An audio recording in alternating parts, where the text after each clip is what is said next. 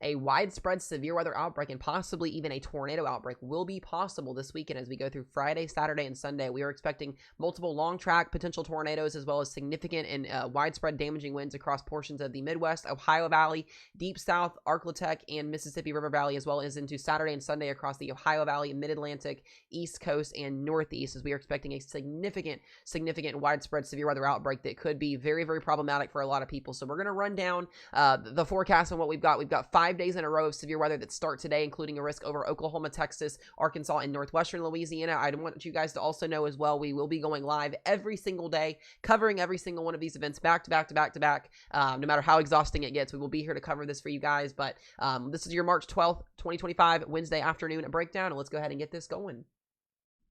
Alrighty, let's go ahead and walk through the Storm Prediction Center's next 5-day outlook here for our severe weather forecast. And we'll start with today as we have a general thunderstorm risk outside that light green shaded area here for portions of Kentucky and the lower Ohio Valley back into portions of the Southern Plains and Arklatex here in Mississippi Valley. In the dark green here, we have a marginal risk for severe weather. This includes a 2% tornado risk, 5% wind threat, and 5% hail threat. And added in the slight risk there from northeast Texas through southeast Oklahoma, southwestern portions of Arkansas, and northwestern Louisiana. We do have the threat for significantly large hail, 2.5 inches in diameter. Now, this is going to start about 3 or 4 o'clock this afternoon, depending on capping in the atmosphere. It's that temperature inversion aloft that we look for to give us an idea of when storms are going to fire or if they're going to fire, and that's going to be right around the dinner time hour tonight. So we'll go live for this event to cover this. It'll be a pretty brief window. We'll also be talking about the rest of the risk zones that we'll have as well for the next couple of days, but that is your Wednesday outlook here, and I'll show you those parameters once again here. 2% tornado risk, wind is a 15 and 5%, and hail is 15 hats with a 5% outside of that. So be very mindful of your car. Have your car in garages or under awnings or wherever you need to put your car. Make sure it's not out in one of these situations because hail damage could be a pretty significant issue. I also want to go into the risk zone for tomorrow as we have the continuation of this shortwave trough moving through, giving us a marginal risk for severe weather. And there was some type of guidance given that we could have seen an upgrade to a slight risk in here. It still is on the table, so we'll have to look for this in case a slight risk gets issued. So if this doesn't have that happen, we will go live for this event as well tomorrow. But as of now, 2% tornado risk in southern Alabama with a 5% wind and a 5% hail. We will go live for this, as I mentioned as well, with that tornado risk existing. This is not the main event. This is just kind of a little pre-event before Friday gets here. And I know everybody wants to know about Friday, so we'll go ahead and talk about Friday's event as we are expecting a widespread significant severe weather outbreak and possibly even a tornado outbreak. We've got a large enhanced risk that covers majority of Illinois, southeastern Iowa, eastern Missouri, northeastern Arkansas, northern Mississippi, northwestern Alabama, and western central Tennessee, as well as western Kentucky. I am personally in that enhanced risk as well, so I'll be watching out for you guys as well as us here as we go into Friday night. This is going to be a evening and overnight into Saturday morning event. This is a multi-day severe weather outbreak.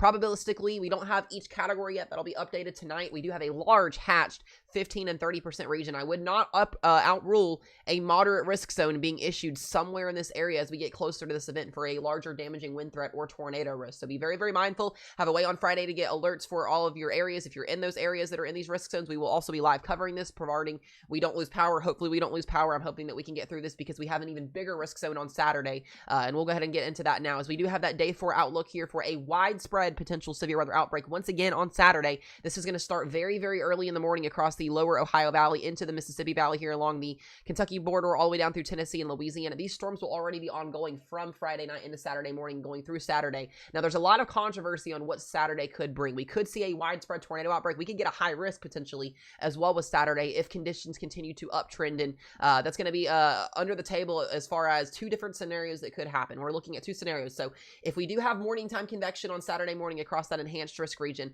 could limit that overall tornado risk, which would be a good thing. We'd still have tornadoes, damaging winds, and a risk zone, but it could be less than what the ceiling could be. Now, if we wake up and we have capping inversion in place on Saturday, and we don't have a lot of storms out over that open region, we could get something as soon as a moderate or a high risk potentially for tornadoes as well as a damaging wind threat. That tornado risk would be a lot higher given the CAPE values, the lapse rates, the STP values, as well as the helicity values as well. So watching out for those areas there. If you are in Mississippi, Alabama, and Georgia, and Louisiana, and southern Tennessee especially, you need to have a way to get alerts on your phones as this will be an all-day event on Saturday causing lots of problems. I can't even rule out a violent EF3+ tornado being somewhere in this area as we go into Saturday. Now up here in the Ohio Valley into portions of the Great Lakes area here, we have a slight risk. I would also not be surprised if that enhanced risk got extended further north due to more confidence in a more significant robust event, and this starts starts Saturday morning, probably around the 6 a.m. time frame, and then works east through the afternoon hours as we'll have multiple rounds of showers and storms and tornadoes, damaging winds, and hail. So once again, a very, very significant weekend, guys. This is probably one of the most biggest weekends we've had for significant severe weather really since last year.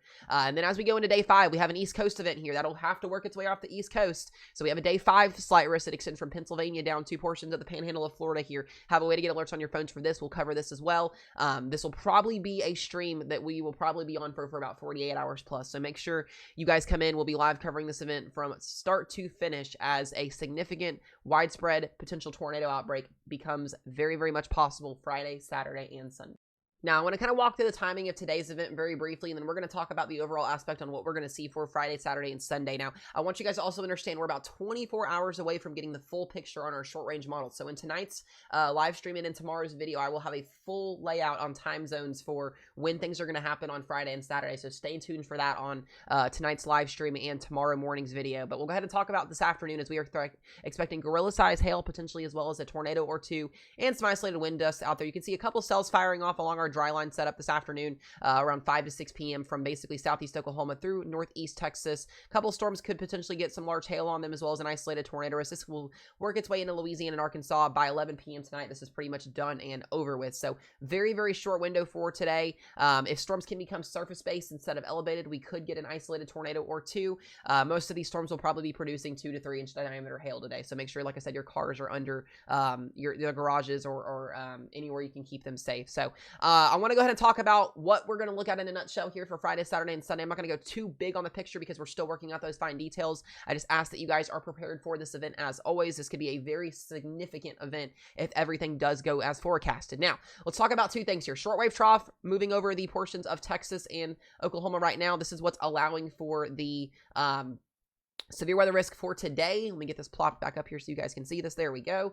Shortwave trough in the picture for today. This is a very positively tilted trough, meaning it's not going to pull up a lot of moisture. It's going to pull just enough up for severe weather to be a factor today and tomorrow. But you can see this little system moving its way east, giving us the threat for severe weather today and tomorrow. And then as this shortwave trough pushes out on Thursday night, tomorrow, we're going to see this mega trough move in. And this is going to give us a mid-latitude cyclone with 975 millibar pressure reading is what's forecasted right now. This is what's going to cause the severe weather for the Midwest and Ohio Valley going into Friday and Friday night and into early Saturday morning. Now, the second piece for Saturday's event is going to kick in overnight Friday night into Saturday. You can see this very elongated jet stream here with a southwesterly flow from Texas up to the Ohio Valley. This is what's going to initiate a very strong mid-level jet streak of about 100 plus knots in the mid-levels to upper levels there, and a low-level jet of about 60 plus knots, giving us a widespread low-level jet of a pretty big tornado potential.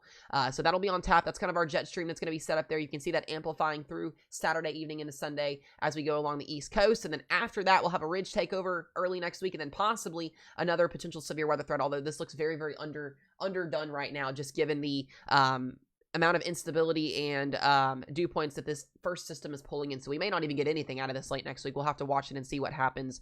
Another thing, I just want to give you guys the ideal timing here. We'll run over all of the details, ingredients, all of that on the stream this afternoon. This is just kind of give you guys a brief rundown of this. But you can see 975 millibar, 976 millibar low coming in Friday afternoon, an arc of supercells with eventually a potential derecho-like setup. Derecho is a long line of storms that produces 60 plus mile an hour winds for 6 to 8 hours of a durational time. And you can see that ongoing from Minnesota, Wisconsin, down into Illinois, Iowa, getting down here into Western Kentucky. I am very, very concerned about Western Kentucky, Western Tennessee, Eastern Missouri Saturday morning. And the reason why that is, if this line decides to break up and we get a little bit stronger dew points pushed in, we could see a couple long track tornadoes somewhere between Eastern Missouri, Western Kentucky, Western Tennessee, Northern Mississippi, and Northern Alabama between midnight on Friday night till about 6 to 7 a.m. on Saturday morning. So I am also in that threat as well. So we're going to have to watch that corridor. If dew points and lapse rates can get a little bit more conducive, we could definitely have a strong tornado potential going into late night Friday into Saturday morning. So something we really have to watch out for here. And then as we go into Saturday, once again, a big concern clearly for the tornado and damaging wind and hail threat. But I want you guys to understand something once again. If we get morning time convection, this will overall limit the higher end ceiling event that could unfold with this. If we don't have morning time convection, which the GFS does not like the idea of morning time convection, we could be looking at a very high caliber tornado outbreak for portions of Mississippi, Alabama, and Georgia, and Tennessee. So lots on the table, guys. I will keep you guys updated as the latest forecasts update and come out. I appreciate y'all for watching this. Now is the time to share this out. Let people know what is going on. Get them ready to go for this event. We could have a wild, wild weekend of potentially historic weather as we go into the second week of March. Stay safe, guys, and be weather aware.